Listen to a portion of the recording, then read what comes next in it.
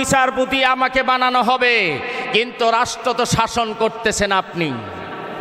কথা বলেন ঠিক কিনা? নাস্তিক শাসকের অধীনে প্রধান বিচারপতি কোরআনের আইন দিয়ে শাসন ব্যবস্থা টিকে রাখতে পারে না। অতএব এই নাস্তিকের অধীনে আমি প্রধান বিচারপতি হতে রাজি নাই। তাহলে কোরআন আছে যেখানে, জোরে বলুন, কোরআন আছে যেখানে, কোরআন নাই যেখানে, রাজি আছেন তো? আর কোরআন যেখানে থাকবে, কোরআন যেখানে আছে সেখানে আমরা থাকব। আর কোরআনের পথে থাকতে গিয়েই বিভিন্ন ধরনের বিপদ আর মুসিবত আমাদের মাঝে আসতেই পারে। কথা বলেন। এই বিপদ মুসিবত মেনে নেওয়ার কলিজা এবং ঈমান, ধৈর্য এবং সহ্য, এই ঈমানি শক্তি, ঈমানি বারুদ কাদের আছে? আমি একটু দেখতে চাই দুহাত লাড়া দিয়ে কারা কারা কোরআনের পক্ষে রাজি আছেন। দুহাত তুলে দেখাইতে হবে। লিল্লাহে তাকবীর।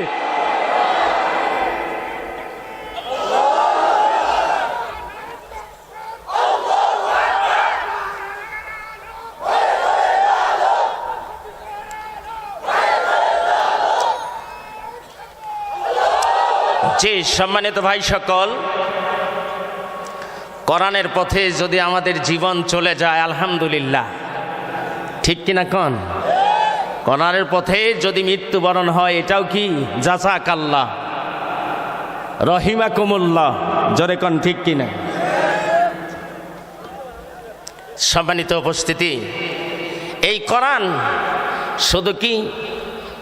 শুধু কি আমি বলবো আলেম ওলামাদের জন্য? কোরআন কি তবলিগ জামাতের জন্য? কোরআন কি জামাতি ইসলামের জন্য? কোরআন কি হেফাজতে ইসলামের জন্য? কোরআন কি জাতীয় পার্টির জন্য? কোরআন কি বিএনপির জন্য?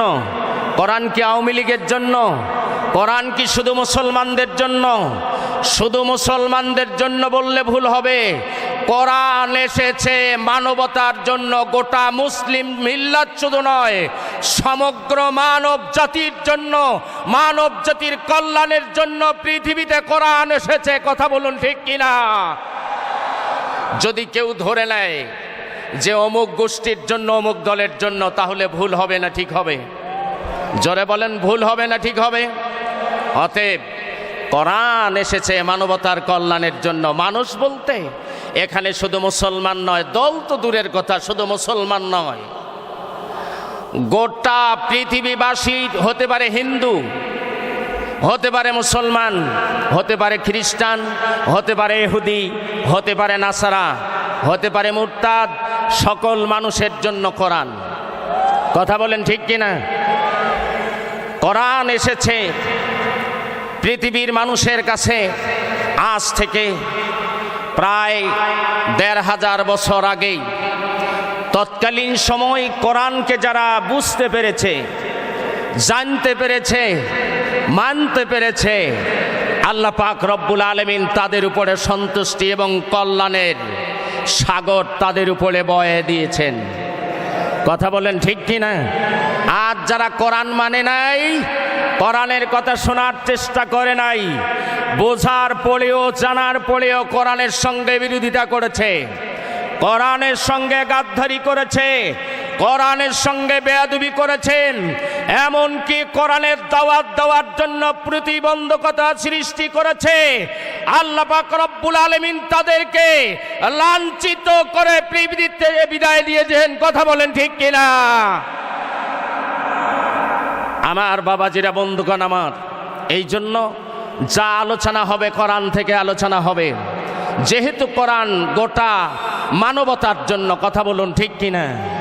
আমার বাবাজিরা, বন্ধুগণ আমার, এই কোরআন প্রতিষ্ঠিত করতে গিয়ে, কোরআন মানুষের মাঝে আল্লাহর হাবিব সাল্লাল্লাহু আলাইহি ওয়াসাল্লাম প্রতিষ্ঠিত করতে গিয়ে তায়েফের ময়দানে ইট পাটকেলের আঘাত খেয়েছিলেন। জোরে বলেন ঠিক কিনা?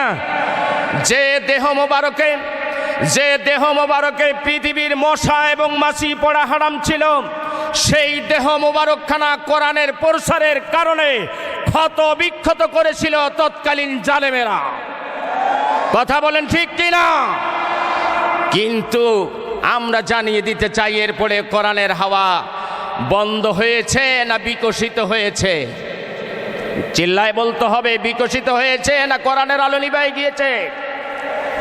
আল্লাহ পাক রব্বুল আলামিন বলছেন লিইয়ুযহিরাহু আলাদ-দীনি কুল্লি, সকল ধর্ম বর্ণ সব কিছুকে উপেক্ষা করে কোরআনের হাওয়া, কোরআনের আলো পৃথিবীতে বিকশিত হয়েছে। কোরআন থাকবে যতদিন পৃথিবী থাকবে ততদিন, পৃথিবী থাকবে যতদিন কোরআন থাকবে ততদিন, আলেম ওলামা থাকবে যতদিন কোরআন থাকবে ততদিন, মুসলমান থাকবে যতদিন কোরআন থাকবে ততদিন। কেউ যদি কোরআনের বিপক্ষে ষড়যন্ত্র করতে চাও, তুমি যাই হও না কেন আবু লাহাবের মতো অপমান হতে হবে।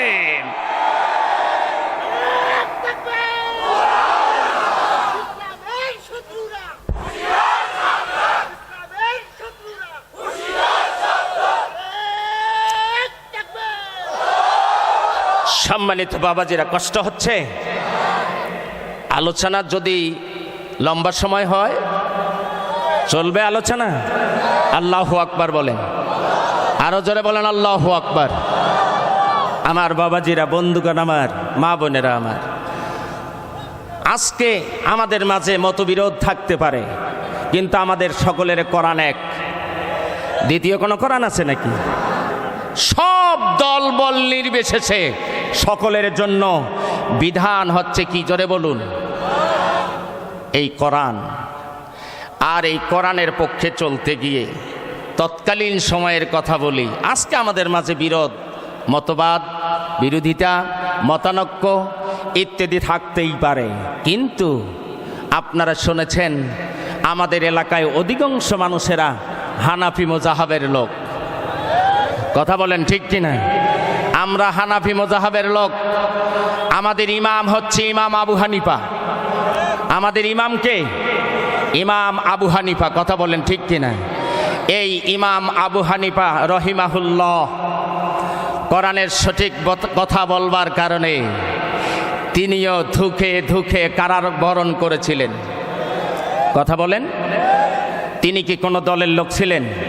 আওয়ামী লীগের লোক ছিলেন? বিএনপির ছিলেন? জামাতি ইসলামের ছিলেন? খেলাফত মজলিস, খেলাফত আন্দোলন, ইসলামী ঐক্যজোট, তিনি কি কারো দলীয় লোক ছিলেন? তিনি ছিলেন নির্দলীয়, অর্থাৎ কোরআনের পক্ষের লোক। আমি আজকে ধরেন রফিকুল মাওলানা হতে পারে আওয়ামী লীগের লোক, হতে পারে বিএনপির লোক, হতে পারে জামাতি ইসলামের লোক, হলেই হতে পারি। কথা বলেন ঠিক কিনা? হতে পারি খেলাফত মজলিসের লোক, হতে পারি ইসলামী আন্দোলনের লোক। এটা আমার জন্য শোভনীয়, কিন্তু ইমাম আবু হানিফা রহিমাহুল্লাহর জন্য শোভনীয় ছিল না। তিনি কোনো দলের লোক ছিলেন না। কথা বলেন ঠিক কিনা? শুধুমাত্র কেবলমাত্র একমাত্র কোরআনের পক্ষে থাকার কারণে তৎকালীন সময়ে শাসক যিনি ছিলেন মুসলিম শাসকই ছিলেন। আপনারা জানেন নাম কি? বলেন তো নামটা কি? মনে নেই আপনাদের? সম্মানিত ভাই সব, এই মুসলিম শাসক বলেছিলেন ইমাম আবু হানিফা রহিমাহুল্লাহকে। বানায় বলছি ইতিহাস। ইমাম আবু হানিফাকে বলা হয়েছে, ইমাম আবু হানিফা, আপনাকে রাষ্ট্রের প্রধান বিচারপতি করা হবে, আপনাকে প্রধান বিচারপতির দায়িত্ব দেওয়া হবে। ইমাম আবু হানিফা রহিমাহুল্লাহ বলেছেন, কণ্ঠ উজাড় করে দিয়ে পুরুষ উচিত কণ্ঠে বলেছেন, হতে পারে মুসলিম শাসক দেশের জন্য আমাকে এই শাসকের একটা সেক্টর বিচারাধীন, অর্থাৎ প্রধান বিচারপতি আমাকে বানানো হবে, কিন্তু রাষ্ট্র তো শাসন করতেছেন আপনি। কথা বলেন ঠিক কিনা? নাস্তিক শাসকের অধীনে প্রধান বিচারপতি কোরআনের আইন দিয়ে শাসন ব্যবস্থা টিকে রাখতে পারে না। অতএব এই নাস্তিকের অধীনে আমি প্রধান বিচারপতি হতে রাজি নাই। কথা বলেন। এই অপরাধের কারণে তাকে গ্রেপ্তার করা হয়েছিল। গ্রেপ্তারের পরেই তাকে রিমান্ডে নেওয়া হয়েছিল। কথা বলেন। ইতিহাস আছে না নাই? ইতিহাস আছে না নাই? আমার বাবাজিরা, বন্ধুগণ আমার, ইমাম আবু হানিফাকে যখন রিমান্ডে নিয়ে চাবুকের আঘাত করা হচ্ছিল, ঠাস কেমন দুঃসাহস করেছিলেন তৎকালীন জালেমেরা। এত বড় একজন মুজাদ্দিদ, সমস্ত আলেম, সমস্ত মুহাক্কিক, সমস্ত মুহাদ্দিস, সমস্ত মুফাসসির সকলে একমত, যিনি হচ্ছেন যুগ শ্রেষ্ঠ আলেমে দ্বীন, তার গায়ে হাত তোলা এটা তো যাত্রার কাম নয়। কথা বলেন ঠিক কিনা? আমার বন্ধুগণ, বাবাজিরা আমার, তাকে যখন চাবুক মারা হচ্ছিল, চাবুকের আঘাতে ফিনকি দিয়ে সিনিচের মতো রক্ত দূরে গিয়ে পড়া শুরু হয়েছিল। আমার বাবাজিরা, তার বয়স্ক মা, বৃদ্ধা মাকে জেলখানার তার সামনে নিজে দাঁড় করায়া যখন পিটানো হচ্ছিল, কোন মা সহ্য করতে পারে এই সন্তানের এই নির্যাতন? কিছুক্ষণ পরে যখন ইমাম আবু হানিফার শরীর থেকে রক্ত ফিনকি দিয়ে দূরে ছড়ে যাচ্ছে, ওই সময় তিনি তাকালেন সামনের দিকে, দেখে তার বয়স্ক বৃদ্ধা মা তার দিকে তাকিয়ে আছে। ইমাম আবু হানিফা রহিমাহুল্লাহ যখন মায়ের চোখের সঙ্গে চোখটা লাগিয়ে দিলেন, ওই সময় দেখতেছে মায়ের চোখে এক বিন্দু কোনো পানি নাই, চোখগুলি যেন অগ্নিবর্ষা, অগ্নি ঝরনা প্রবাহিত হচ্ছে। চিল্লায় বলেন আল্লাহু আকবার। বলেছেন, বেটা আবু হানিফা, যা বলেছো এটাই ঠিক, একটুও তোমাকে সরে দাঁড়ানো যাবে না। আল্লাহু আকবার। আরো জোরে কান আল্লাহু আকবার। আমার বাবাজিরা, বন্ধুগণ আমার, এভাবে যুগ যুগ ধরে আসছে এবং আসতেই থাকবে। কথা বলেন। শেষ পর্যন্ত কৌশল করে আস্তে আস্তে করে বিষ প্রয়োগে তাকে মৃত্যুবরণ করানো হয়েছে। মৃত্যুটা হয়েছে কোথায় বলেন তো? জোরে বলেন। জেলখানায়। আল্লাহু আকবার বলেন। তার লাশটা বেরিয়ে এসেছিল জেলখানার থেকে। কথা বলেন। আজও যারা কোরআনের পক্ষে কথা বলে, এদের জন্য মৃত্যু হতে পারে জেলখানায়। যদি এমন মৃত্যু আসে, আমরা এই মৃত্যুর জন্য কারা কারা প্রস্তুত, দুহাত তুলে দেখায়।